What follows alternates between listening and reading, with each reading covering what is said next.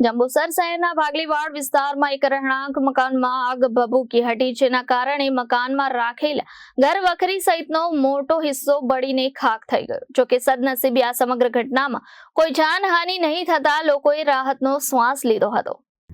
જંબુસરના ભાગલીવાડ વિસ્તારમાં રહેતા કલ્પેશ રાવ સોમાજી રાજ જાદવના ઘરે શનિવારે વહેલી સવારે આગ લાગી હતી। પ્રાથમિક તબક્કાની માહિતી અનુસાર ફ્રીજના કોમ્પ્રેસરમાં અચાનક વિસ્ફોટ થતા આગ લાગી હતી, જે થોડા સમયમાં મકાનમાં વ્યાપી ગઈ હતી।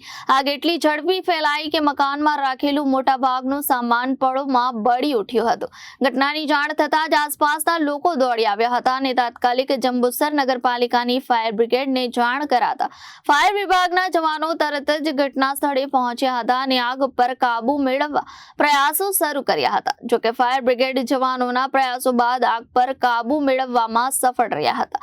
ઘટના સ્થળે લોકોની ભીડ એકઠી થઈ ગઈ હતી અને બધા જ આ અચાનક બનેલી ઘટનાથી અચંબિત થઈ રહ્યા હતા। સદનસીબે આગના કારણે કોઈ પણ વ્યક્તિને ઈજા કે જાનહાનિ થઈ નથી, જે મોટી દુર્ઘટના ટળી હતી। Bureau report Janadesh news Bharuch.